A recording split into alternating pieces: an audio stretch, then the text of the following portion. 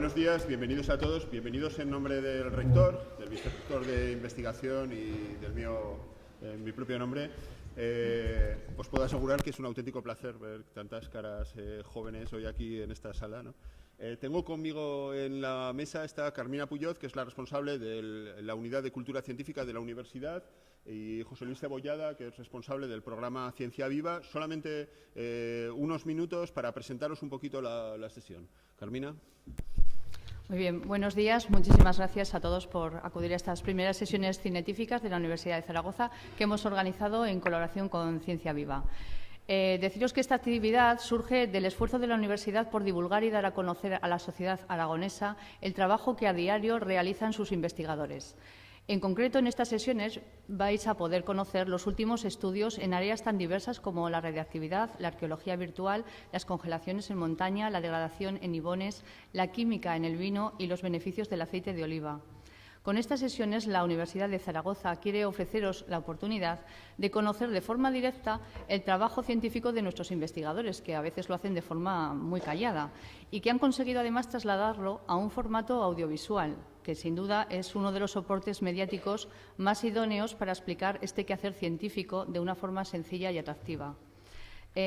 Además, a continuación vais a poder escuchar, preguntar y hablar directamente con estos investigadores, autores de los documentales que hoy nos acompañan. Os animamos a aprovechar la ocasión, os invitamos a ver con ojos críticos estos documentales, a que planteéis todas las cuestiones sin ninguna vergüenza y que planteéis todos los temas que os vayan suscitando. Quiero agradecer también, tengo varios agradecimientos porque si no esto no habría salido adelante, a Javier Paricio, que es adjunto al rector para innovación docente y que además fue el primer director del taller de guión y documental científico que hemos organizado en esta universidad. Con estos talleres, que los hemos hecho 2 años consecutivos, hemos dado la posibilidad a nuestros investigadores de aprender a utilizar las herramientas audiovisuales para que ellos mismos contaran en primera persona su trabajo, sus resultados científicos. Javier es un excelente profesional de medios audiovisuales y un fantástico profesor además, y le quiero agradecer su trabajo en este primer taller del año 2009. Precisamente los 3 documentales que hoy vamos a ver se produjeron bajo su dirección. Quiero agradecer también a FECID, al Ministerio de Ciencia e Innovación, por la subvención que nos ha concedido en estos 2 años para hacer posible estos talleres y conseguir en total 10 documentales científicos.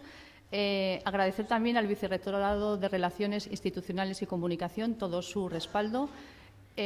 Agradecer al Gabinete de Comunicación y a mis compañeros de periodistas y técnicos su apoyo incondicional. También al Instituto de Ciencias de la Educación, que nos han dejado la sede para celebrar estos talleres que antes os he comentado, y a José Antonio Bea, jefe del Servicio de Comunicación Informática de la Universidad, que ha venido, hoy nos va a acompañar porque queremos hacer además una conexión con Katmandú, con una de las investigadoras, María Antonia Nerín, que se ha trasladado a acompañar a la expedición de Carlos Pauner. Entonces, ahora me estaba comentando que hay un poquito de prisa porque hay conexión, están en el hotel esperando nuestra conexión. Entonces, nada más, gracias a todos y espero que aprovechéis muy bien esta oportunidad. Gracias.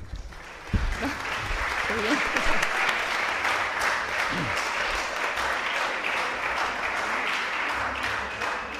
Gracias, Carmina. José Luis. Bueno, pues yo solamente, el capítulo de los agradecimientos va a ser muy corto y lo único que quería agradecer, por supuesto, a la Unidad de Cultura Científica de la Universidad, que a lo largo de este año ha pensado varias veces en nosotros, en el programa Ciencia Viva, para plantearnos algunas actividades conjuntas como hemos desarrollado. Esta es la primera que va dedicada a alumnos del ámbito urbano. Hemos estado trabajando durante todo este trimestre con gente de institutos del ámbito rural. Quería agradecer sobre todo la oportunidad que vamos a tener de explicar, a ver si podemos entender entre todos por qué una gente que se gana la vida investigando, por qué decide colgar durante un tiempo la bata, ponerse la cámara al hombro e intentar contar qué es lo que está haciendo y por qué está haciendo. Muchas veces viven un poco escondidos y entonces nos gusta mucho que salgan a la luz y que cuenten, sobre todo de primera mano, lo que están haciendo ellos. Seguro que no hay nadie mejor que ellos para comentarnos y para explicarnos por qué porque hacen estas cosas. Y, por supuesto, también quería agradeceros a vosotros, que sois los más importantes en esta sesión, que hayáis decidido venir en lugar de quedaros en clase, y esperamos que sea interesante para vosotros, porque sois los principales destinatarios de esta actividad, y también animaros, como decía Carmina en la presentación, a que participéis y a que la interacción haga que esto sea un poco más vivo.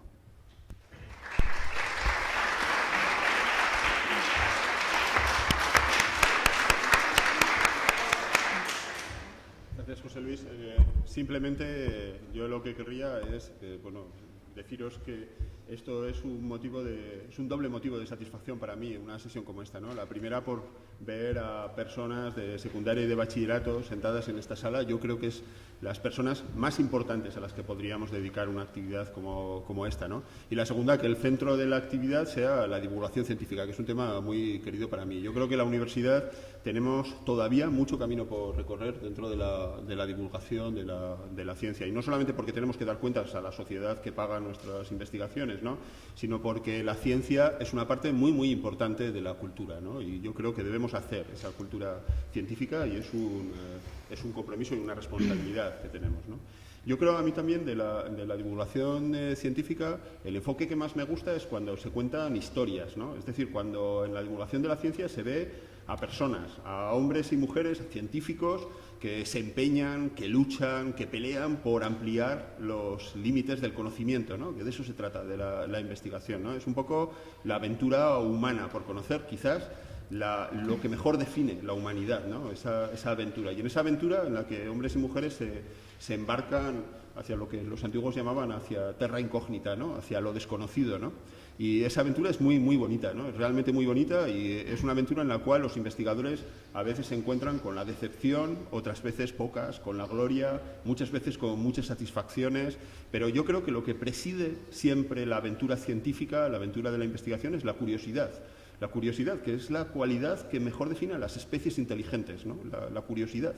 Y yo creo que eso es lo que define. Lo que querríamos con estas sesiones es transmitiros un poco de la curiosidad y el entusiasmo que es el que preside el trabajo de la investigación, pues un poco transmitiros esa sensación. Yo lo querría agradecer a Carmina Puyol por el trabajo que hacen desde la Unidad de Cultura Científica para intentar comunicar a todos esa curiosidad. También a Ciencia Viva, José Luis, por que precisamente este trabajo se focalice entre las mejores personas que podríamos tener como receptoras de ese empeño, ¿no?, que es la gente más joven, que son precisamente los que dentro de unos años tendrán que hacerse cargo de esta curiosidad y de este empeño humano por intentar saber más, ¿no?, saber más sobre el mundo que nos rodea, saber más sobre nosotros mismos. Así que, bienvenidos y muchas gracias por estar. Como os explicaba Javier, la estructura que hemos planteado es que, en primer lugar, cada uno de los investigadores que nos acompañan presentasen el documental. En esta ocasión contamos con Pedro Ayueva, que es el coordinador principal del grupo de riesgo y salud. ¿Ya me he equivocado? ¿De? Salud y riesgo en la montaña. Seguridad, bueno, no me lo sé. Entonces, él es el coordinador principal, él es psicólogo, pero le hemos invitado a que esté con nosotros por si esta conexión que queremos hacer a continuación con María Antonia Nerín, que es la investigadora que ha realizado el documental sobre microcongelaciones, pues no podía materializarse. Entonces, como parece que hay un poco de prisa, vemos primero el documental y luego él también puede intervenir con María Antonia, ¿vale? Venga, pues gracias.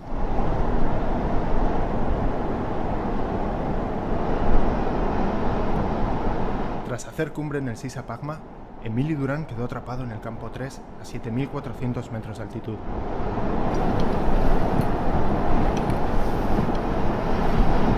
Allí, durante 2 largos días, tuvo que soportar temperaturas de hasta 20 grados bajo cero, lo que terminó produciendo la congelación de sus manos.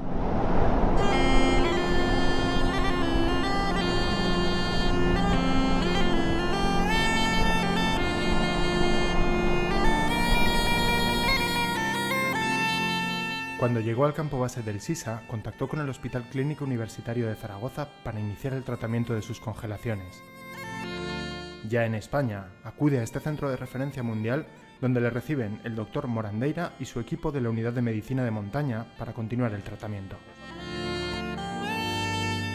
Hace 30 años, lesiones como las que ha sufrido Emili habrían supuesto perder gran parte de los dedos. Lo que se hacía era amputar ampliamente, porque normalmente los soldados cuando llegaban a los cirujanos pues habían pasado 2 o 3 días, no había antibióticos, se había añadido una infección sobre la congelación, solían tener una gangrena y si no se les amputaba pues se morían de la gangrena. En el año 62 yo acababa de empezar la carrera de medicina entonces y como gran heroicidad nos fuimos a subir al Mont Blanc por el corredor de la Bremba, nos cogió un cambio de tiempo y pasamos muchísimo frío, pasamos muy mal, estuvimos a punto de morirnos y se me congelaron los dedos de los pies.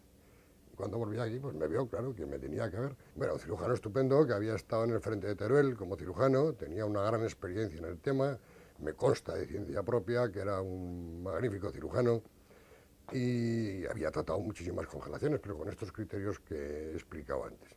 Y desde luego de su interés, dedicación y hacer por mí todo lo mejor que pudiera, pues no me cabe ninguna duda, porque además de un magnífico cirujano, era mi padre. Me ayudó muchísimo, me alentó, me animó a que siguiera con mis estudios y gracias a él pues empezamos esta línea de investigación.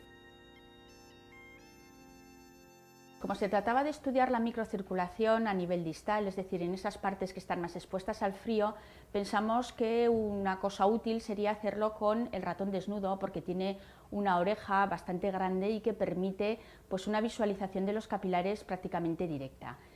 Con un disco metálico que congelamos a 14 grados bajo cero, lo colocamos sobre la oreja de la rata durante unos minutos para pues, proceder a lo que era la congelación del tejido. Lo primero que vimos evidentemente era que esa oreja se había quedado completamente blanca, pálida, que es lo que suele pasar cuando exponemos nuestras manos o nuestra cara al frío.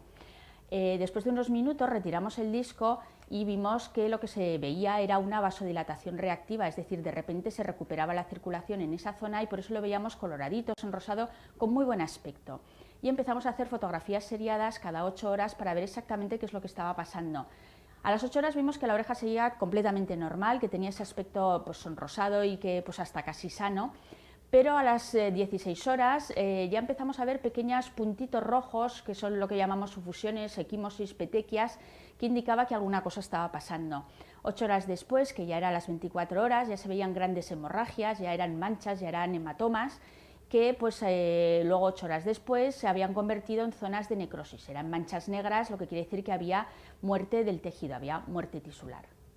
El mismo proceso de necrosis que sigue la oreja de la rata en pocas horas se produce en los alpinistas en pocos días. Pero el montañero es en principio un deshidratado y además un poliglobúlico. Entonces, si estamos hablando de que el problema de las congelaciones es la microtrombosis, pues la situación ideal para que se produzca una microtrombosis es la deshidratación y la poliglobulia. La poliglobulia es la altura, la altitud lo que hace es que haya más glóbulos rojos circulando en la sangre. Si esos glóbulos rojos que circulan por la sangre son más de los normales, en vez de tener unos 4,5 millones, tiene 5 o 6 millones de glóbulos rojos, y encima está deshidratado y no hay líquido suficiente en el terreno sanguíneo, pues los glóbulos rojos van amontonados, apelotonados, no caben casi por los capilares. Si a eso se le añade que el frío produce un daño en la lesión, una lesión en la pared del capilar, pues ahí se amontona, se produce una aglutinación de los glóbulos rojos y se produce un trombo. Emili acude cada 10 días al hospital clínico para controlar la evolución del tratamiento diario que sigue desde que llegó al campo base.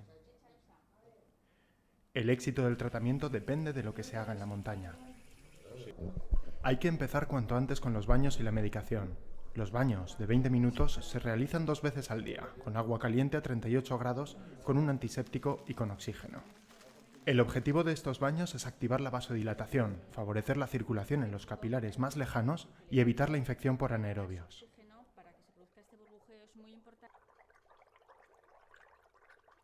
Conviene mover los dedos para recuperar la movilidad de las articulaciones. Estos baños se complementan con la administración de antiagregantes y heparinas de bajo peso molecular para deshacer los microtrombos y de analgésicos para disminuir el dolor. Tras la congelación, es importante beber mucha agua para recuperarse de la deshidratación. Después del baño, las zonas congeladas deben rociarse con un antiséptico y se dejan secar al aire. Las ampollas nunca se revientan ni se recortan, ya que protegen de la infección al tejido nuevo que crece por debajo. Tiene la manía de recortar las ampollas y al recortarle las... Cada dedo debe cubrirse con gasas y con una malla tubular que no dificulte la circulación. Bueno, el telefonillo te manejarás con el dedo gordo, ¿no? Tan importante como el tratamiento es conocer hasta dónde llega la necrosis en profundidad. Para ello, la prueba diagnóstica que marca el pronóstico de la lesión es la gammografía. Hoy en día no se deben hacer amputaciones sin tener una gammografía que nos indique hasta dónde llega el hueso vivo. La gammografía es fundamental. Algo sí, alguna idea. Sí. Se trata ahora fundamentalmente de hacer una amputación lo más económica posible. Son unos colgajos que se conocen con el nombre de... El pronóstico de las lesiones de Emily es muy optimista. La investigación y 30 años de experiencia con más de 300 casos le permitirán retomar su actividad laboral y su afición al alpinismo, al igual que hicieron otros alpinistas de éxito en su momento.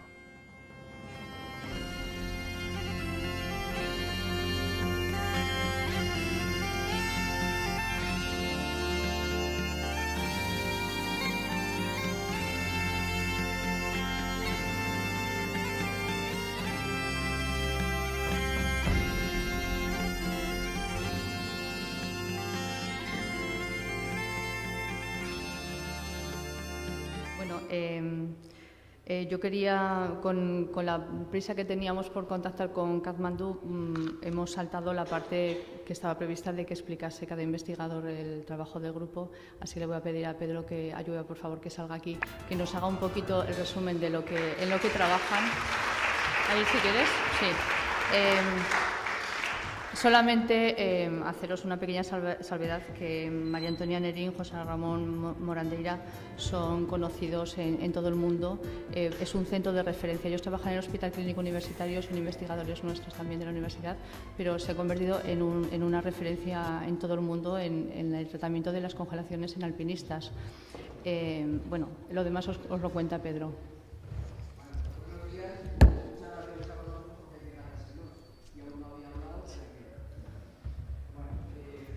Muchas gracias. Somos un grupo, sobre todo, muy aficionados a la montaña y que aunamos las ganas y el interés pues por investigar qué pasa ahí, que al final se muere bastante gente. Entonces, el objetivo fundamental es cómo evitar el riesgo en la montaña, cómo evitar que haya accidentes importantes como las congelaciones y como gente pues que se cae por una pared inevitablemente o que coge un camino desviado. Entonces, el grupo es salud y seguridad en la montaña y engloba 3 áreas fundamentales. El área de medicina, como ya la habéis visto ahí, el área de percepción del riesgo y seguridad en montaña, y luego el área de psicología. ¿Vale? Yo soy psicólogo, alguien tiene que coordinar el grupo, ¿no? Pues bueno, me ha tocado a mí, es más administrativo, más burocrático a veces, y llevo el área de psicología.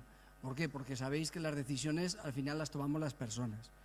Y cuando en la montaña se toma un camino equivocado, pues la decisión última la ha tomado la persona, hay que saber pensar en altura. ¿De acuerdo? Dicho esto un poco, trabajamos en las 3 áreas, pero además buscando la interrelación, porque todo cuenta. Es decir, en la montaña hay que estar bien preparados físicamente, hay que saber ver los riesgos, hay que saber curarse. Hablaba con María Antonia, que ahora están en Katmandú porque van hacia el campo base del Everest. Everest Lhotse es el mismo campo base, que allí va a estar Pauner, que también salió, me estoy situando en el día, hoy es miércoles, salieron el lunes, ¿vale? Entonces están todos ahora en Katmandú, sabéis que es la capital de Nepal, y al Everest se puede ir o por la parte del Tíbet de China o por la parte de Nepal. La clásica es por Nepal, y entonces están allí. Entonces van allí porque van a montar, además, una película más espectacular que esta, que os invito ya a que entréis en la página web, que es Entre el cielo y la tierra. Un hospital entre el cielo y la tierra. Entonces van a montar ahí un hospital en el campo base del Everest, y además de la forma que se hace siempre desde aquí, que es una forma altruista de ayuda al alpinista. Digo altruista, esto hay que insistir en ello, pues porque también montan algún otro hospital, pero como mínimo a 70 euros el buenos días o el good morning, ¿vale? O sea, porque decir ya de entrada. Y no, van allí a colaborar con la gente que tenga problemas, y además van a grabar todo un documental, van con 2 técnicos, ¿de acuerdo? Un cámara y un técnico más. Yo soy psicólogo, hombre, estoy metido en estos temas también, un poquito sé. Yo también he estado por allí, no he estado a 8.000, pero sí que he estado a más de 6.000 metros, he estado en el campo 2 del Everest. Y en el primer 6.000 que hice, pues antes comentaba que yo bajé con las yemas de los dedos acartonadas. Que eso es un principio del principio del principio de la congelación. Pero es un principio. O sea, una pequeña experiencia sé, ¿no? Y que, por supuesto, hablé con María Antonia el mismo lunes, que iban de camino a Madrid para coger el avión, y le decía, pero María Antonia, ¿qué les cuento yo cuando me pregunten? Dice, Pedro, pues más o menos lo que ya sabes. Lo primero, lo que han dicho ahí, agua caliente. Fundamental. Segundo, aspirina. ¿Por qué? Porque favorece la circulación sanguínea. Sabéis que no soy médico, ¿vale? Lo digo a nivel de calle. La hace como más líquida y entonces circula mejor. Claro, lo que hace falta es que llegue el oxígeno ahí a las congelaciones, ¿de acuerdo?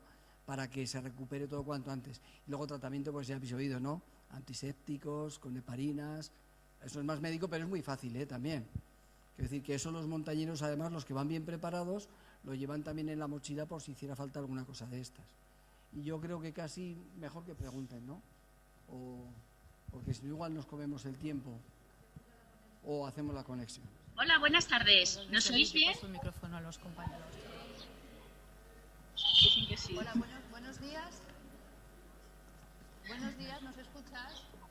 María Antonia. Sí, os oímos bien. ¿Nos oís vosotros? Vale, sí, perfecto, ahora sí, muy bien. Bueno, ¿qué tal? ¿Cómo está yendo todo? ¿Bien?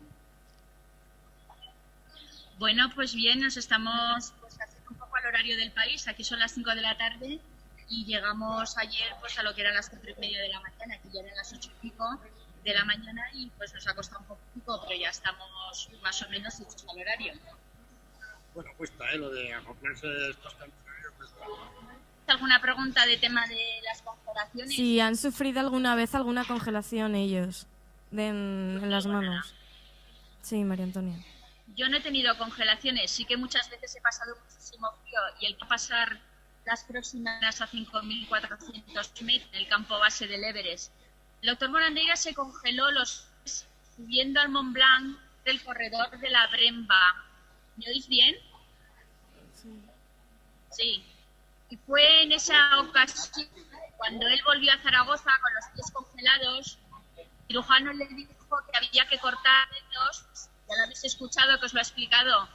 Y entonces ahí empezó todo. Yo, a Dios gracias, no me he congelado y espero no tener que probar sobre mis propios dedos el tratamiento que hacemos a los alpinistas. Quería preguntar, porque hemos visto en el vídeo que dura varias semanas, desde el primer punto de congelación, se continúa después el tratamiento en la base, etcétera. Pero esa duración depende del caso o digamos que es más o menos estándar. A ver, por supuesto, cualquier tratamiento, la su duración, incluso el tipo de tratamiento depende de cada paciente. Pero con los congelados, en cuanto tenemos que estar ya con baños, con heparinas de bajo peso molecular, aspirina, todo lo que es la medicación por lo menos son 15 días, y los baños son por lo menos 3 semanas, y hasta que se ha curado completamente y se han caído todas esas escaras negras, estamos hablando de pues 3 meses bien. Y no pueden volver a exponerse al frío en 6 meses o 1 año, dependiendo del tipo de lesiones. Si además hemos de operar a los pacientes, hacer amputaciones, pues estamos hablando de 1 año. ¿Se puede congelar todo el cuerpo o solo las manos y qué medidas se pueden tomar? No se tiene claro. Una cosa son las congelaciones, el efecto local del frío, que tiene lugar sobre las extremidades, los dedos de las manos, dedos de los pies, las nariz, las orejas. Otra cosa es termia, que es congelar el frío de forma general a todo el mismo y baja la temperatura central. Las congelaciones afectan sobre todo a los dedos. Y obviamente el doctor Morandeira, que muchos años en esto, pues lo que hemos observado es que los pies, como han cambiado las botas, es que no se usan botas de plástico, de esas de carcasa en las que el sudor se quedaba dentro del botín, como luego fuera era plástico, pues aquello se congelaba. Esas botas se han cambiado por unas botas de altura que ya llevan el Getro incorporado, y los pies es raro, ¿verdad? Muy difícil. Las manos, además, teniendo en cuenta que suele suceder en altitud, que la gente pues a veces pierde un poco la noción de dónde está, se quita los guantes o los pierde y enseguida pues se producen estas congelaciones. ¿Y si han tenido que amputar alguna vez ahí en la nieve? Bueno, es que si habéis prestado atención al documental, habéis visto que para hacer una amputación conviene, es recomendable, muy recomendable tener una gammografía. Eso que se hace por ahí por el mundo de voy y te amputo porque me parece que va a ser por aquí, eso no debe de hacerse nunca. Así que es cierto que a la semana ya podemos hacer la gammografía y tenemos el nivel de amputación, pero no tiene ningún sentido hacerlo. ¿Por qué se hacían antes? Pues porque se producía una infección por anaerobios, había una gangrena y eso podía condicionar pues, lo que era la vida del paciente. En los años 50 aparecieron los antibióticos en España, ¿verdad? Y en el año 45, con la Segunda Guerra Mundial. Bueno, entonces sí que se cortaba por lo sano enseguida para prevenir esa gangrena, esa infección luego que podía condicionar una sepsis, pero ahora no se hace y además es importante el tejido intermedio que queda entre la zona más congelada y la sana, que se recupere lo más posible para poder cerrar el muñón en buenas. María Antonia, la última pregunta. ¿En todas las expediciones acompaña un equipo médico como el vuestro o es solamente una rareza? Antes sí que iban en las primeras expediciones que eran de carácter nacional, iba médico, pero como dice el doctor Morandeira, la mortalidad es del 60%. Esto pasa porque el médico enseguida se da cuenta de las patologías que tienen los alpinistas, porque las sabe identificar. Sin embargo, los alpinistas no saben diagnosticar normalmente esas patologías. El médico hacía un edema de pulmón, un edema cerebral y se moría. Y el doctor Morandeira ya hace unos años dijo que a las expediciones tenían que ir 2 médicos o 2 sanitarios para que uno vigilara al otro. Y de hecho, el año pasado el doctor Morandeira tuvo un edema cerebral en el campo base de la Annapurna, que todos los alpinistas decían, qué gracioso que está el doctor. Y yo dije, gracioso, si está como unas maracas, tiene un edema como la copa de un vino. Porque me decía, yo soy mariñeiro hasta el cabo Finisterre. Y le digo, pero José, es que estamos en el campo base de la Annapurna. Dice, sí, pero cuando zarpe el barco, yo no voy más allá del cabo Finisterre. Digo yo que lo asociaría con Costa da Morte. María Antonia, la última pregunta. ¿A cuántas expediciones habéis acompañado como equipo médico? Bueno, el doctor Morandeira ha estado, esta es la 17, ¿verdad? Esta que tenemos para el campo base del Everest Lhotse, que vamos para el Lhotse. Yo he estado esta será la 5ª. Juntos hemos estado, esta sería la 3ª. Bueno, la verdad es que no hacemos mal equipo. Más o menos nos apañamos, como dice, un médico y un cirujano y casi podemos con casi todo. Casi todo. Nos soportamos bastante. Que no es fácil, ¿eh? Bueno, gracias a todos por haber acudido, por ver el documental y os invito a seguirnos en la página web en www.unhospitalentrelcieloylatierra.es. Gracias a vosotros. Bueno, oye, si os ha quedado alguna duda porque claro, la comunicación no es buena, ya veis que va todo muy lento. Si alguna cosa no se ha entendido, os la puedo decir, ¿vale? No sé, de lo que se ha dicho desde allí, ¿ha quedado claro? ¿Sí? Vale, pues ya está. Es que el doctor Morandeira, una de las cosas que decían que iban los médicos y se morían. Entonces, que no basta con ser médico, hay que ser montañero. Y médico, y buen médico. Entonces, ahí se aúna la función del doctor José Ramón Morandeira.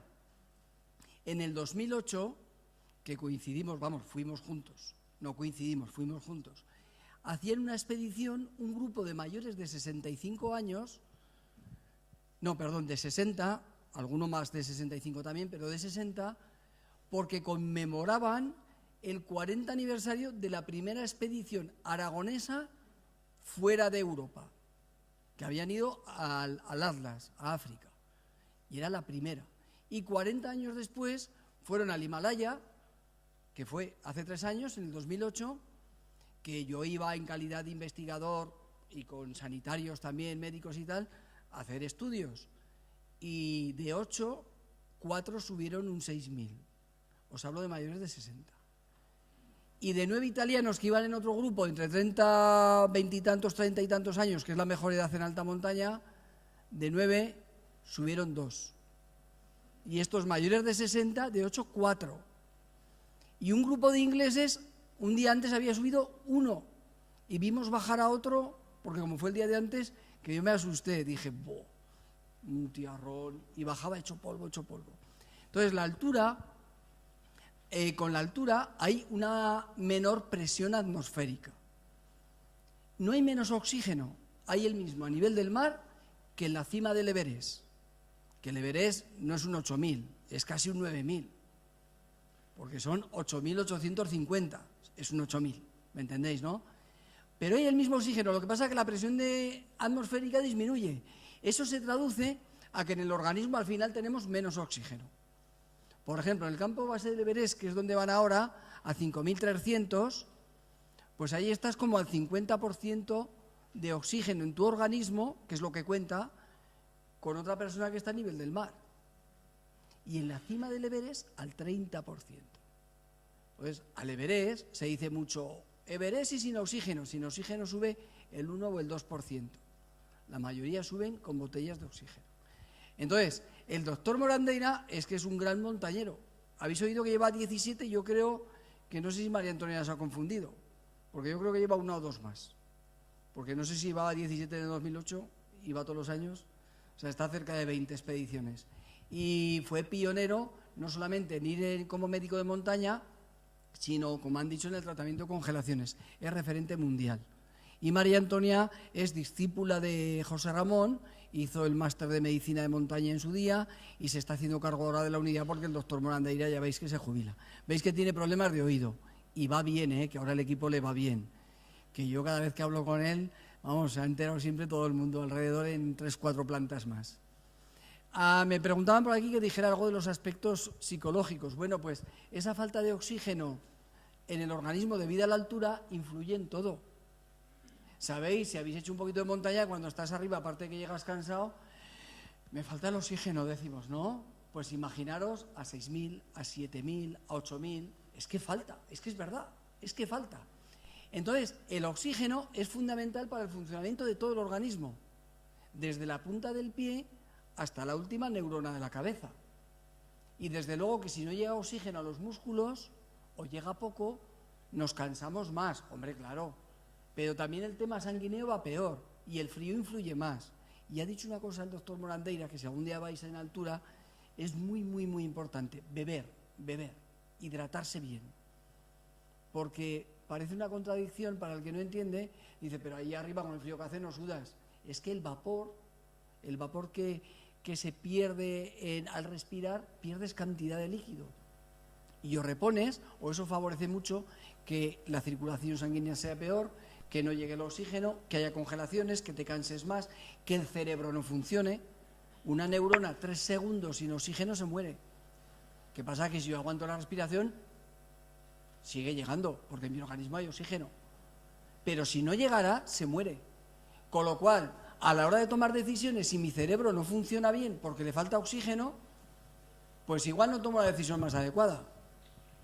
Voy a ir cortando porque si no se nos hará largo. Pero solo una idea. Carlos Pauner, que lo conocéis todos y es uno de los que hacemos todos los estudios, por cierto, lleva una carpeta como esta, con test para hacer en el Himalaya, a más de 6.000 metros, que cada vez que me ven aparecer con la carpeta dicen, ya viene Pedro con la carpeta, porque 1 gramo de peso es horrible arriba. Bueno, pues, lo decía Carlos Pauner en el Cachenjunga, bueno, en el 2003 tuvo una odisea, pasó 2 noches perdido a más de 8.000 metros, y cuando cuenta la historia de cómo tomaba las decisiones y lo que la cabeza le decía y las alucinaciones que tenía, bueno, es que no hay tiempo ahora, os encantaría. Algún día ya se lo oiréis a él y además tiene un libro. No sé si alguna pregunta o vamos de tiempo. Bueno. Muchas gracias, Pedro Ayueva, por todas tus explicaciones.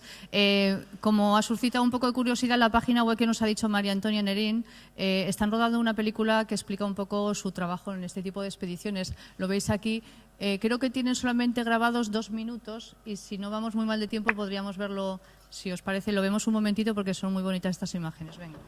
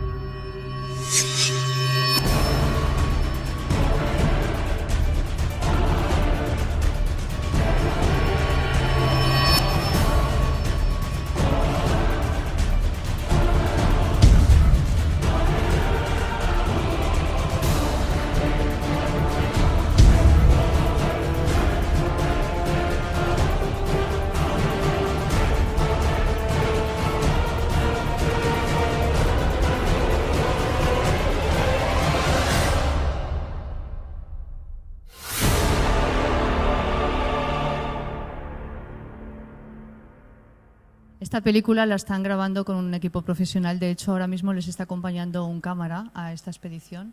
Irán montando esta película que tiene muy buena pinta.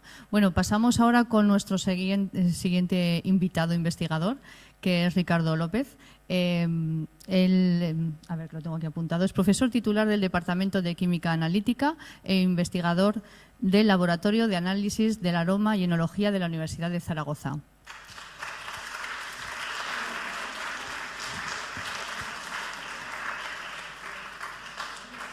Él fue uno de los investigadores que participó en este primer taller y dirigió el mini documental que se titula El aroma del vino y que veremos, nos explicas primero un poquito y lo vemos a continuación. No, yo creo que se me oye bien sin Pero igual para la grabación necesitaremos micrófonos. Sí. ¿Me escucháis? Sí. Bueno, os decía que después de lo que acabamos de ver, pues lo que yo os voy a explicar va a quedar muy prosaico, no va a quedar como simplemente divertirse, ¿vale? Yo represento a un grupo de investigación que nos dedicamos a estudiar el aroma, en concreto el aroma de los alimentos, pero bueno, también de otros productos. Y como vamos a ver el documental ahora, como ha dicho Carmina, se titula El aroma del vino. Y podéis pensar, bueno, el aroma del vino, pues qué bien se lo pasa en ese laboratorio, que trabajan con vino y claro, siempre caerá alguna copita y tal, ¿no? Y qué bien, todo el día probando vino, qué bien se lo pasan. Bueno, si pensáis eso, es más o menos lo que piensa mucha gente, o sea que tampoco vais desencaminados. Y efectivamente a los que trabajamos allí nos gusta el vino, vosotros en teoría todavía no podéis beber bebidas alcohólicas, en teoría, ¿verdad? Pero aparte de que el vino es un producto que está muy asociado a nuestra tierra, es un producto que hay mucho dinero para investigar sobre él, porque se considera una línea prioritaria de los gobiernos de la Unión Europea, porque hace que la gente se quede en sus pueblos, trabaje sus viñas, etc. Hay un componente también romántico de todo esto. Pero nosotros un poco le quitamos ese romanticismo porque nos dedicamos a estudiar las moléculas, ¿vale? Yo soy químico, nosotros somos químicos y nos dedicamos a estudiar las moléculas. Sabéis lo que son las moléculas y parece sorprendente, ¿verdad? Pero las moléculas son las responsables de todo lo que olemos, ¿eh? Aunque las civilizaciones antiguas pensaban que las moléculas, no conocían las moléculas, por supuesto, pero los olores eran algo que notaban, pero que no veían, ¿no? Y lo asociaban a los espíritus y por eso está relacionado tanto con la religión, los olores, etc. ¿Vale? Entonces nosotros, como os digo, nos dedicamos a estudiar esas moléculas, estudiamos el aroma desde el punto de vista químico, ¿vale? ¿Y por qué es tan importante esto? Pues no solo porque es una cosa recreativa y para pasarlo bien y tal, no. Nosotros lo hacemos porque esto nos permite ayudar a las empresas que tienen problemas, ¿vale? A las empresas, en este caso, a las bodegas. A veces los vinos tienen defectos porque huelen mal por alguna razón, por diversas razones, y eso provoca que cuando una persona va a un restaurante y paga 30 euros por una botella de vino, espera que esté en el mejor estado posible, pero si huele mal, lo devuelve. Y eso supone que hay que abrir otra botella y supone un perjuicio para la marca. Y a veces, la situación es que muchas veces los enólogos, que son los que trabajan en las bodegas, no saben por qué ocurre esto. No saben por qué huele mal o por qué huele bien un vino. Saben que huele mal o bien, pero no saben qué va a provocar que huela mal, ¿vale? Pues a eso nos dedicamos nosotros. Y lo que vais a ver en el documental, que es muy cortito, vais a ver un problema concreto que tuvimos, que lo elegimos porque era muy curioso. En este caso, no era una bodega española, era una bodega norteamericana que nos mandó este problema que tenía con el vino, ¿vale? Lo vais a ver ahora, representa un poco cómo trabajamos, lo veis y luego me preguntáis las dudas que tengáis sobre esto, ¿vale? Sobre el aroma del vino o sobre el aroma en general desde el punto de vista químico, ¿vale?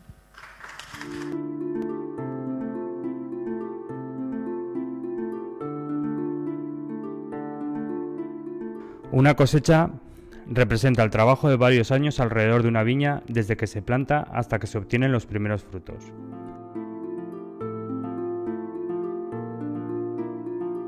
Si este trabajo no produce un vino de calidad, muchas personas se verán gravemente afectadas.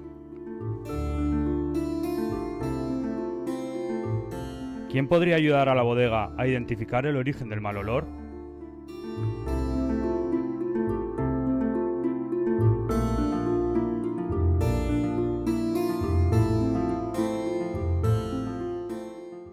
El Laboratorio de Análisis del Aroma de la Universidad de Zaragoza es el laboratorio más prestigioso del mundo en el estudio científico del vino. Por esta razón, los enólogos de la bodega decidieron enviar una muestra de su vino para que el equipo de investigación identificara la causa del mal olor. El defecto de este vino era muy desagradable y diferente a todo lo que habíamos olido hasta el momento.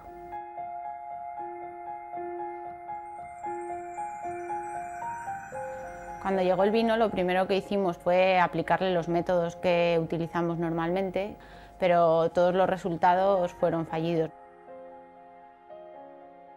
Lo que hacemos es intentar retener los aromas que hay presentes en esa cantidad de vino, y eso es lo que luego en nuestros instrumentos nos permite llegar a saber qué posibles compuestos son los responsables del aroma de ese vino.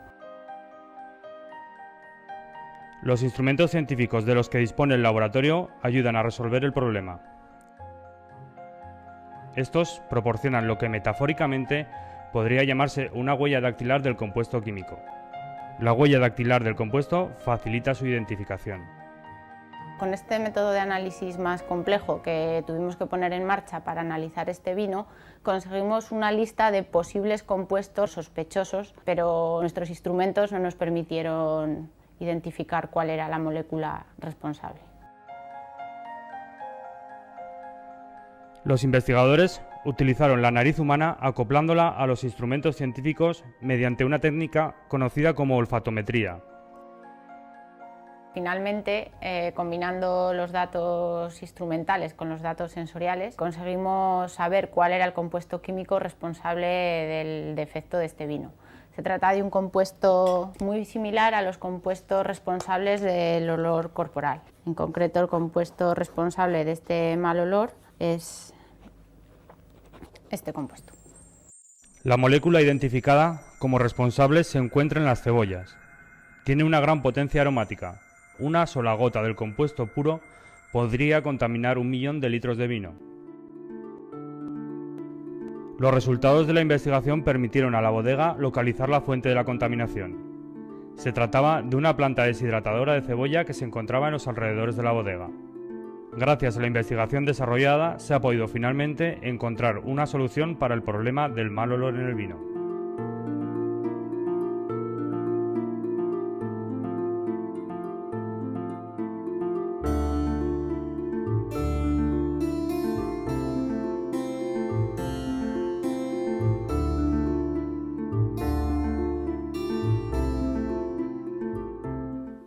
Esto es un resumen muy resumido.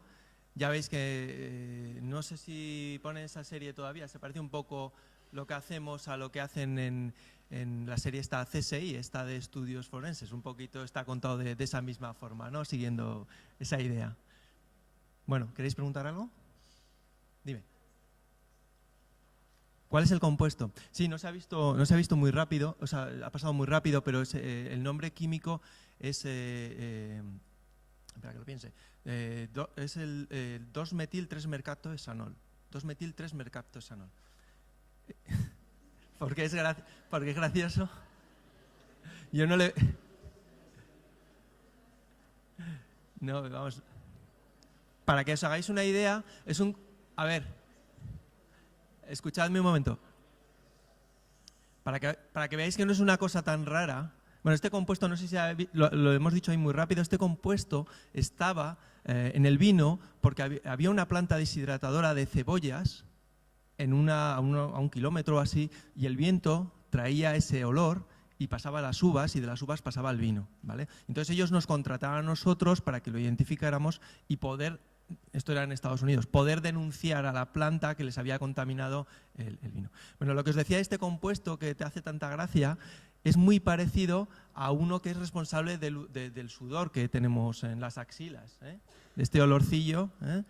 Pues se parece mucho. Y de hecho, cuando compramos el compuesto puro por primera vez, al abrirlo, como estaba tan concentrado, la sensación era esa, un poco de sudor rancio ya de tiempo.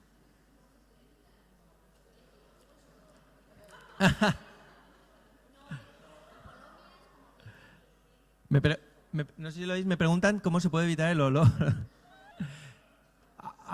A ver, Hay dos partes. Hay una parte, igual os interesa, a ver, igual os interesa esto del sudor.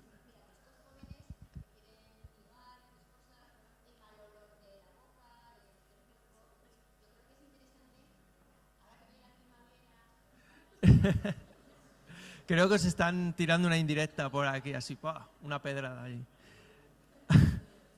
A ver, hay dos razones para el olor corporal, hay dos razones. Una razón, la del mal olor tan fuerte, es por una descomposición de nuestro sudor, de nuestros ácidos grasos, por las bacterias que viven en nuestro cuerpo, que están ahí, ¿no? Es una parte del sudor. ¿Vale? Este tipo de olor vendría de ahí también, ¿no? De la degradación de los aminoácidos, de todas estas cosas, de las grasas nuestras. Si no hay higiene, o aunque haya muy buena higiene, pero depende de la colonia que tengas ahí, de la colonia me refiero de bacterias, no la colonia que te echas, te desarrolla. Y luego hay otra parte del olor corporal que no es por limpieza o no limpieza, que está relacionado más con los compuestos relacionados con la sexualidad, ¿no? Con cómo transmitimos las llamadas feromonas, la androstenona, todos estos compuestos. Eso no se puede evitar porque eso lo producimos nosotros directamente, pero normalmente el mal olor típico de los pies, ese olor a queso Roquefort, es por lo mismo que se produce en el Roquefort. ¿Por qué es? Porque hay unos hongos o unas bacterias viviendo y alimentándose de esos ácidos. Es la misma razón. ¿Alguna pregunta más? Consejo para eliminarlo, limpieza y matar las bacterias. Entonces, las bacterias... Ahora, ¿sabéis que hay camisetas, ropa, que la venden como antiolor? ¿Sabéis por qué es eso? Porque la ropa tiene lo que le llamamos nosotros unas nanopartículas que están recubiertas de plata y la plata interacciona con las bacterias y impide que vivan, ¿no? Las mata, les impide que se... en concreto, actúa sobre la ATPasa. No sé si estáis estudiando bioquímica ahora, actúa sobre eso. Y entonces, esas nanopartículas hacen que no crezcan los bichos y, por tanto, no hay sudor. ¿Vale? Esa es la razón. Pero el mejor consejo, claro, es la higiene, ¿no? Es ducharse y si os ponéis desodorante, mejor, porque lo que os digo, eso impide que crezcan las bacterias. ¿Más?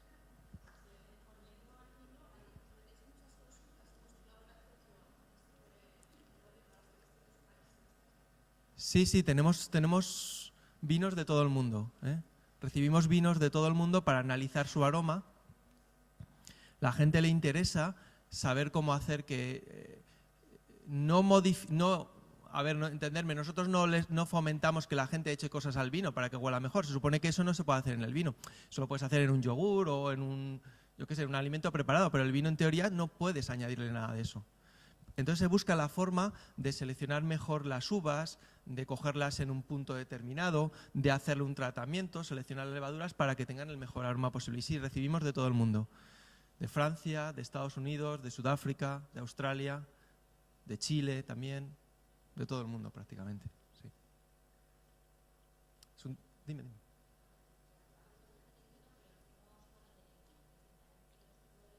Sí.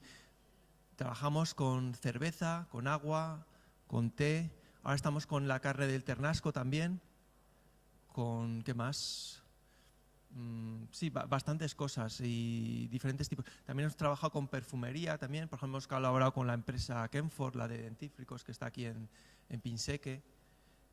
Sí, casi muchos tipos de alimentos. En realidad, pensad que la industria de la alimentación hoy en día... a ver, esto es un consejo que os doy. Ya sé que no lo queréis, pero bueno, la industria de la alimentación hoy en día se basa, sobre todo la de las grandes multinacionales, se basa en conseguir la fuente de hidratos de carbono o de grasas o de proteínas más barata posible. Imaginaos, por ejemplo, las típicas patatas estas Pringle famosas, probablemente la mayor parte de las veces no tienen nada de patata. Es un almidón de una fuente muy barata. Pero claro, el almidón de una fuente barata, que puede ser de maíz, puede ser de arroz, puede ser de donde sea, ese no tiene ningún sabor, no sabe a nada. Y sin embargo, cuando comes una no puedes parar, ¿verdad? ¿Quieres más? ¿Por qué es eso?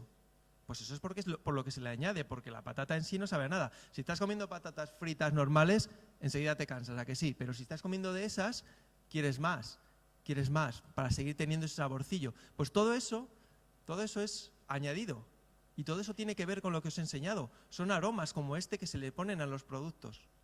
Eso, sal y alguna cosa más, pues favorece que queramos seguir comiendo, ¿de acuerdo? Así es como funciona la mayor parte de la alimentación industrial hoy en día. La fuente de energía, de hidratos, de proteínas más barata que ella, y ahora le vamos a hacer algo para que el consumidor le guste y lo compre. Así es como funciona.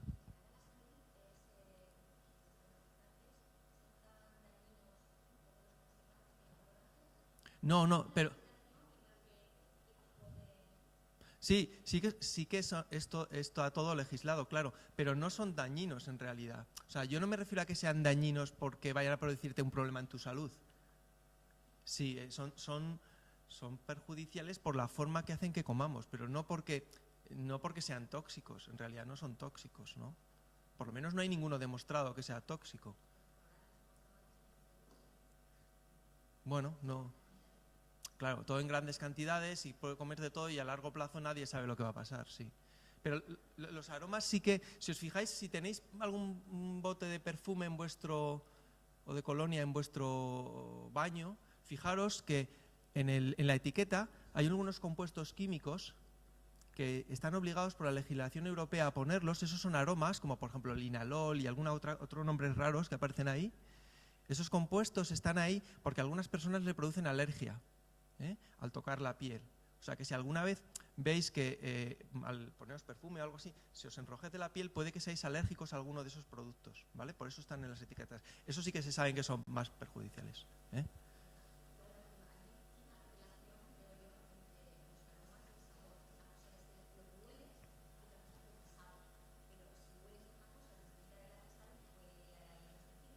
Claro, o sea,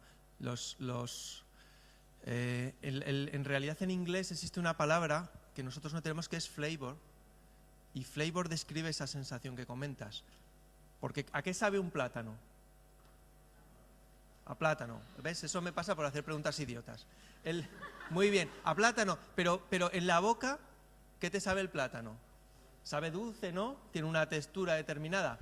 Pero si te tapas la nariz, no sabe a nada. Porque lo que realmente da el sabor a los alimentos no es solo que sea dulce, salado o amargo, es el aroma, ¿no?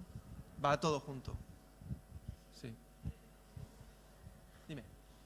Cuando te echas una colonia y pasa un rato dejas de olerla, ¿eso es porque las neuronas ya se han acostumbrado a recibir ese estímulo y no siguen recibiéndolo, o porque los aromas, las moléculas se dispersan por el aire y ya no las tienes? Muy bien, es por las dos cosas. Es por las dos cosas. Ya ha contestado, no falta que conteste yo. Tienes razón. ¿Cómo percibimos la cosa los seres humanos? Percibimos las diferencias. Cuando tú te subes en un avión, ¿y qué es lo que notas? Cuando despega y cuando aterriza. Pero resulta que cuando estás volando, no sé, ¿a cuánto vuela un avión? A 800, 900 kilómetros por hora y no notas nada. Solo notas cuando frena y cuando acelera. Esto es lo mismo. Si ahora tú sales de la habitación, te pegas un minuto fuera, vuelves a entrar, notarás los olores que hay aquí. Pero al minuto tus sentidos lo amortiguan, porque si no, no podríamos vivir continuamente con tantos estímulos. También influyen los perfumes. Los perfumistas diseñan los perfumes en 3 fases. La primera fase, unos compuestos muy volátiles que enseguida tienen la nariz y se van, suelen ser cosas como frutal, fresco y tal. Después queda otro olor, que son intermedios, y luego quedan esos olores más pesados, ¿no? Que si te lo vuelves a oler, sí, se nota, son olores más almizcle, a vainillas, cosas más densas. O sea que es por las dos razones, muy bien, por las dos cosas que has dicho. Sí. ¿Algo más? ¿No? Vale. Nada. Vale, muchas gracias.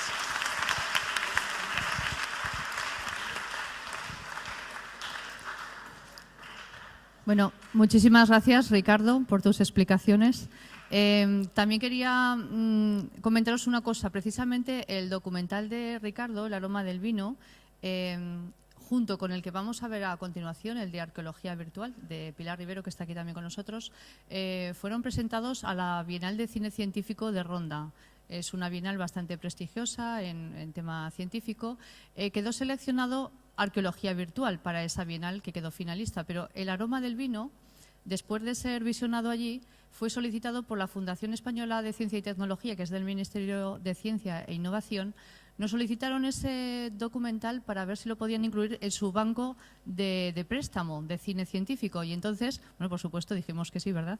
Y se está utilizando, bueno, está disponible para todo aquel que quiera cogerlo, verlo, comentarlo en las aulas. Sobre todo es muy utilizado también por institutos.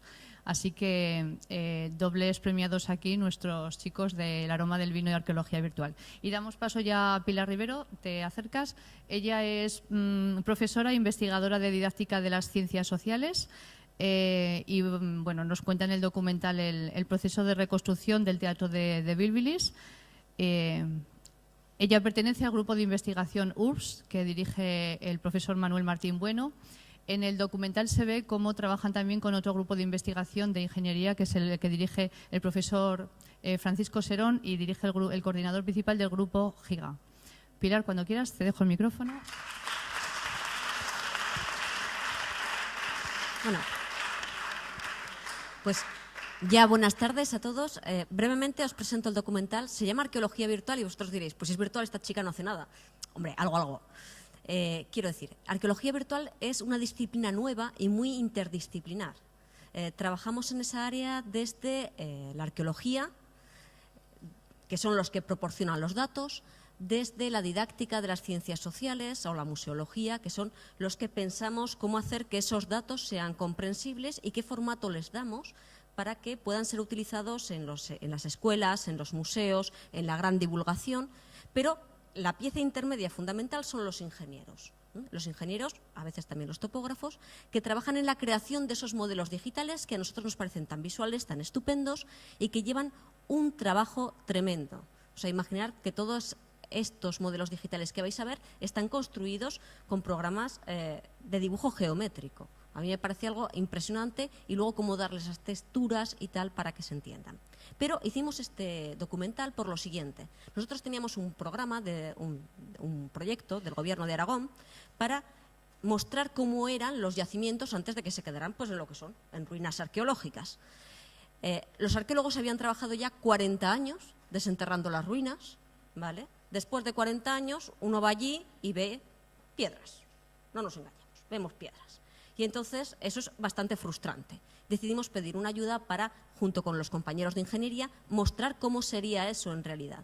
Y cuando por fin lo conseguimos, estábamos que nos salíamos, ¿no? Y yo lo primero que hice fue a mis alumnos de la Facultad de Ciencias Humanas y de la Educación, que se forman para maestros, les enseñé, bueno, ahora sí que lo vais a entender, estas son las ruinas, vale, piedras, pero esto es como era. Y me dice una alumna, con razón, pero Pilar, tú esto te lo inventas, ¿no? No, de verdad, que lo estudiamos científicamente y lo sabemos. Entonces decidimos hacer este documental para explicar el método científico por el cual conseguimos saber, deducir información suficiente de las piedras que se han quedado en el yacimiento y qué es lo que tienen los arqueólogos, cómo se deduce información suficiente para que los ingenieros construyan ese modelo virtual, que es lo que nosotros sí que podemos comprender. Entonces, ese proceso científico es lo que explica el vídeo. Y ahora ya pues lo paséis a ver. Estamos en la ciudad romana de Bilbilis, en concreto en su teatro. A partir de estos restos arqueológicos, ¿seríamos capaces de reconstruir cómo sería este teatro en el momento de máximo esplendor de la ciudad? ¿Serán los arqueólogos capaces de hacerlo? Las nuevas tecnologías han aportado la mayor revolución científica en la historia de los últimos 200 años. En la Universidad de Zaragoza, un grupo de investigadores de Ingeniería, Arqueología y Didáctica de las Ciencias Sociales están trabajando en la reconstrucción virtual de los edificios de estos yacimientos arqueológicos para recuperar la imagen perdida. La tarea no es fácil, las ciudades son abandonadas, los materiales de calidad y las piedras bien escuadradas, la madera y los metales como el bronce son reutilizados en nuevas construcciones. Después, los edificios abandonados se van deteriorando, se derrumban y quedan enterrados.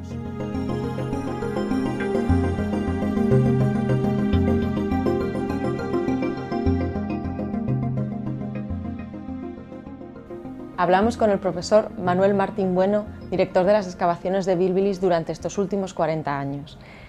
¿Cómo es posible reconstruir el teatro romano a partir de los restos conservados? En todo yacimiento romano no se puede esperar que se encuentren todos los restos, todas las piezas del rompecabezas, pero como conocemos perfectamente la construcción de la época, con muy pocos elementos y gracias a la modulación, las proporciones y las normas muy fijas, muy estrictas que tenían este tipo de arquitectura, podemos realizar esa construcción sin ningún problema.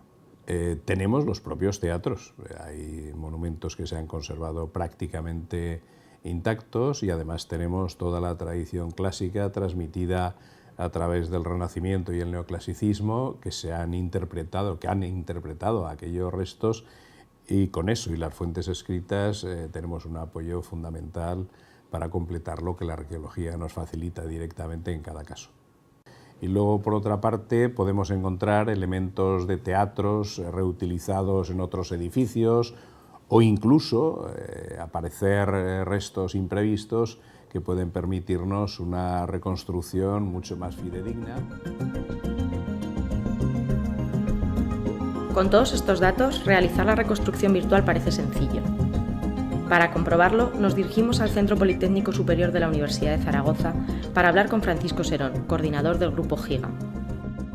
Uno parte de una idea, que es la que tiene el arqueólogo, que se la transmite a un conjunto de personas como nosotros.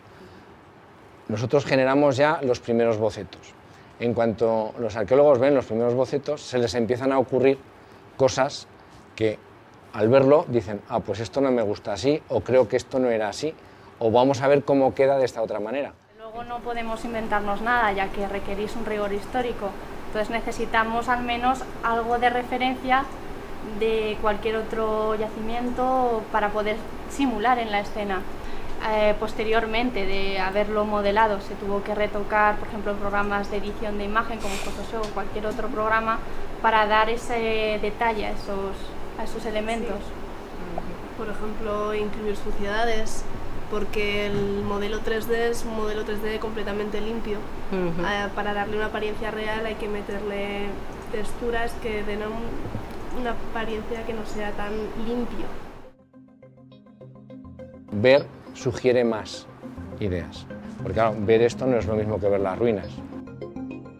La imagen del teatro puede cambiar efectivamente en función de los elementos que van apareciendo, porque no hay que olvidar que una cosa es la reconstrucción sobre el papel, los planos, las reconstrucciones virtuales, etc., y otra cosa es la restauración o reconstrucción del monumento, que está limitada por los restos que aparecen y también está limitada por la conservación de esos restos e incluso por las leyes que determinan hasta dónde se puede reconstruir o no reconstruir.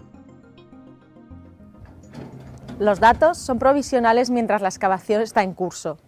El hallazgo de una escultura puede cambiarnos la imagen que teníamos del teatro. Tras 40 años de investigación, la excavación nos sigue reservando sorpresas.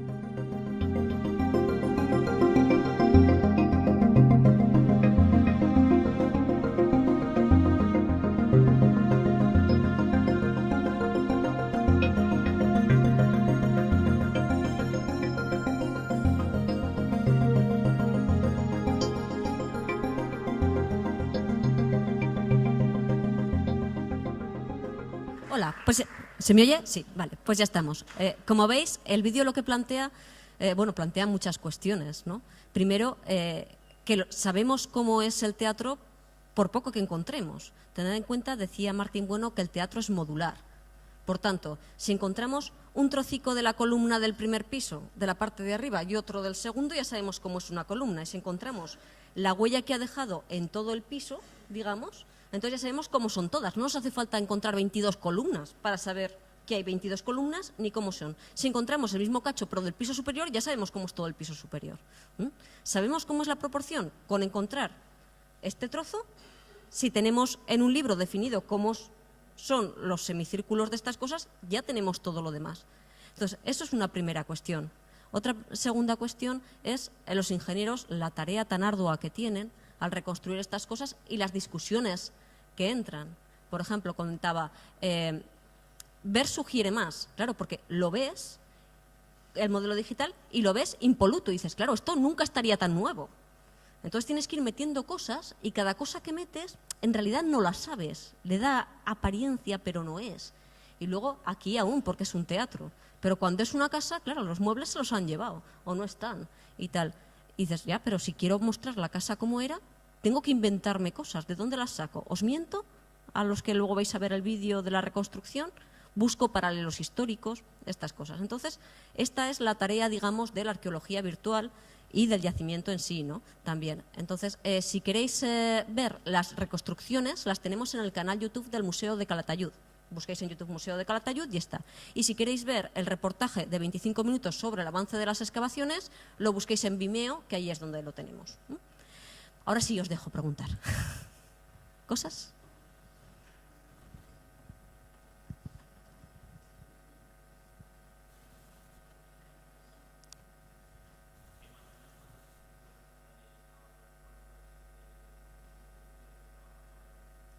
Pues para la reconstrucción virtual, en el proyecto trabajamos en 4 estructuras de Bílbilis y 2 del yacimiento romano de la Vitolosa.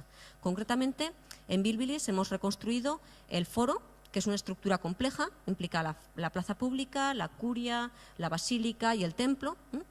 Después el teatro, que era, digamos, la más fácil y por eso la elegimos para este documental. Las termas o baños públicos, que presentaban una dificultad añadida, porque a lo largo del tiempo habían modificado su recorrido. Esto es, pues uno hace reformas en la casa, pues uno hace reformas en los baños públicos, con lo cual, pues eso. Y una vivienda, lo cual también presentaba dificultad porque se conservaba solo una parte de ellas, ¿eh? Entonces esto tenía su problema. Y después en la Vitolosa, que es una ciudad romana de la parte de los Pirineos, allí reconstruimos la curia, que es, digamos, el ayuntamiento, para que os hagáis una idea, y las termas también, que es un ejemplo único prácticamente en toda Europa del cual se conserva el sistema de calefacción íntegro, que va por el subsuelo. Entonces trabajamos en esos modelos. Y ahora, una vez acabado este proyecto, estamos trabajando también con 3D y con ayuda también del Grupo Giga, de los ingenieros, para hacer, en un proyecto de cibermuseología, para hacer un museo virtual con todo el catálogo, que es también del yacimiento de Bílbilis, de las piezas en 3D, y os pediremos colaboración precisamente a los institutos, porque la idea es que sea un proyecto educativo por el cual los centros que participan crean su propia exposición virtual, eligiendo las piezas, eligiendo las vitrinas, mirando dónde se ponen esas piezas y cómo se iluminan en la sala virtual, o sea, creando vuestras propias exposiciones virtuales vía Internet. Y ahora estamos finalizando el proceso de crear los modelos en 3D de unas 100 piezas arqueológicas para ponerlas en la red.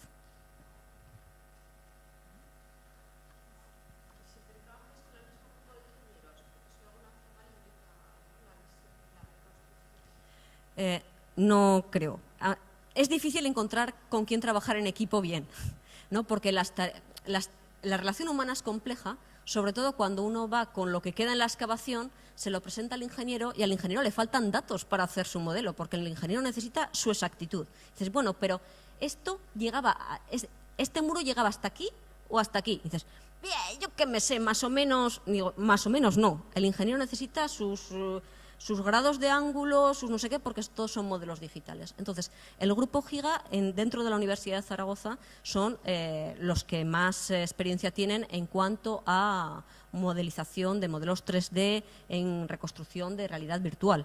Entonces, trabajamos con ellos porque son los mejores de aquí y porque son unos de los mejores de España y de los mejores de Europa, y además nos llevamos bien, que no es poco para el conflicto que surge con las necesidades de cada uno, ¿no?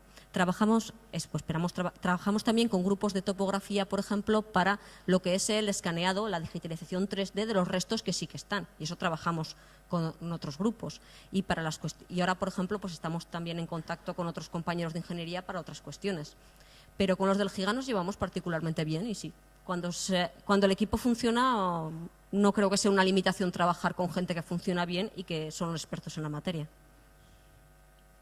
¿Habéis estudiado algunos de las ruinas que tenemos aquí en Zaragoza? No, ahora, por ejemplo, antes de venir de aquí, venía de visitar las cloacas, que dicho así queda mejor que decir me he metido en un tubo de... ¿Vale? Las cloacas romanas de Zaragoza, porque el grupo de investigación URSS es asesor de una empresa de topografía, de digitalización 3D, y estamos trabajando en un proyecto de digitalización 3D de estructuras arqueológicas que tienen que ver con la gestión del agua. Entonces, estamos levantando en topografía 3D las cloacas de Zaragoza, la presa de Muel, las cisternas de Bílbilis, el acueducto de Albarracín, algunas cosas también de Los Bañales, cosas en La Rioja y tal, y con todo eso haremos una web de acceso público para estas cuestiones. Entonces, no solamente trabajamos sobre todo en los yacimientos nuestros, pero dentro del grupo de investigación, por ejemplo, está Pilar Galve, que es arqueóloga del Ayuntamiento de Zaragoza y, por tanto, también con las cosas de Zaragoza se trabajan. Y hay que hacer mucha tarea tanto en investigación como, sobre todo, después en reconstrucción, que eso es lo que viene después, ¿no?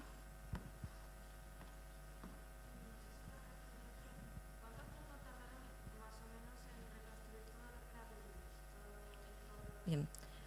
A ver, todo Bílbilis no está reconstruido porque no está acabado de excavar, tras 40 años. A los 40 años son 40 años a veces de prospección, a veces de trabajo en una zona, a veces en otra, ¿no? Entonces, tardamos 2 años con un equipo en el que participaron fácilmente unos 12 ingenieros en la reconstrucción de esos 4 conjuntos. Pero claro, es una ciudad entera. Reconstruimos una manzana de casas. Claro, hay montones de manzanas de casas, está toda la necrópolis y luego están todas las zonas que están sin excavar. Decían en el vídeo, decía Alicia al final, Alicia es una doctoranda nuestra que la cogimos porque tiene más desparpajo que los demás, ¿no? Y la pobre pues sufrió mucho porque tuvo que ayudarnos muchos días, Ratices d'Amore. Entonces decía Alicia que mientras la excavación está abierta guarda sorpresas y efectivamente después de la matada que nos pegamos, dicho sea así, para reconstruir el teatro, cogió y donde Alicia paseaba por una especie de foso. Eso es la parte de debajo del escenario, ¿no? El escenario estaría tapado con madera y ahora están excavando ese hueco que dejó la madera donde cayó mucha cosa rodando hacia allí. Entonces, allí se han encontrado esculturas importantísimas, como por ejemplo un retrato de Augusto como sacerdote, que es uno de los 4 que se ha encontrado en toda la península ibérica. Entonces, y se han encontrado otras estatuas. Si veis la reconstrucción, en la escena, en la decoración escénica del teatro, no hay estatuas, porque cuando estábamos haciéndolo no se habían encontrado. Ahora sabemos que las hay, pero de todas esas tenemos un torso y poco más.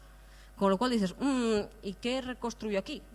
Me las invento todas, pongo algunas, ahora sabemos que tenían. Entonces deberíamos haber puesto tal vez algún sombreado que sugiriera decoración escultórica, pero no habíamos encontrado ninguna todavía. Entonces, tardamos 2 años en hacer solo una parte con un equipo muy numeroso y aún así lo que hay tendría que tener modificaciones porque la excavación ha avanzado. No es así en el caso de las termas o del foro que estaba la excavación completa. ¿Más?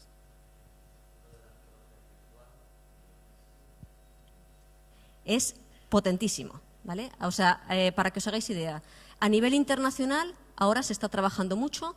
Está la Sociedad Española de Arqueología Virtual. Llevamos un blog que os invito a visitar, arqueovirtual.blogspot.com, que es el único blog de arqueología virtual en castellano que existe. Arqueovirtual.blogspot.com. Lo llevamos nosotros y estamos muy contentos. Y es de reciente creación Innova, que es el Instituto Europeo de Arqueología Virtual, que se ha creado en Sevilla hace solamente un par de meses. Se trabaja mucho desde Italia también. Y se trabaja a nivel internacional. Los BAST, sin embargo, que son los congresos de arqueología virtual, van ya por la edición 12ª, será este año. Entonces, es una disciplina que tiene eso, 12, 15 años como mucho, y se está impulsando mucho porque ayuda a comprender. Y claro, si lo que está a nuestro alrededor no lo comprendemos, entonces, ¿para qué lo tenemos? Como vía profesional prometedora hay muchas empresas que están funcionando, sobre todo desde el ámbito de la ingeniería. O sea, la infografía, la ingeniería y la topografía con digitalizaciones 3D es lo que está funcionando más. Y luego todas esas empresas suelen contar con especialistas en educación, en didáctica de las ciencias sociales o periodistas para hacer ese siguiente paso de que la información no solamente sea científicamente rigurosa, sino que además se entienda. Y todo partiendo de los datos arqueológicos, claro, de lo que proporcionan los arqueólogos en excavación.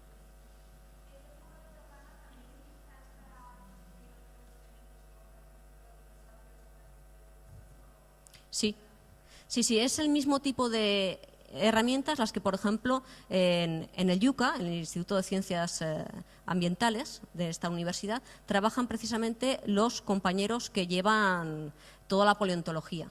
y ellos utilizan el mismo tipo de recursos para otros elementos. Es lo mismo que os decía. En este caso lo hemos utilizado para elementos arquitectónicos, pero también lo utilizamos para piezas arqueológicas y ellos para, a partir de los restos de sus excavaciones paleontológicas, reconstruir los animales. E incluso hace 15 días o así sacaron un reportaje para reconstruir paisajes antiguos. También se usa la misma técnica. Por ejemplo, dentro de un complejo arqueológico británico, pues habían reconstruido no el monumento, porque eso se conservaba tal cual, bastaba con digitalizarlo, sino todos los alrededores, la evolución paisajística. Es muy, muy interesante.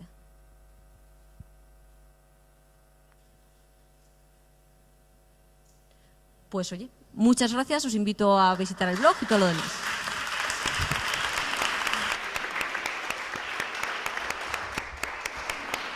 Muchas gracias por estar.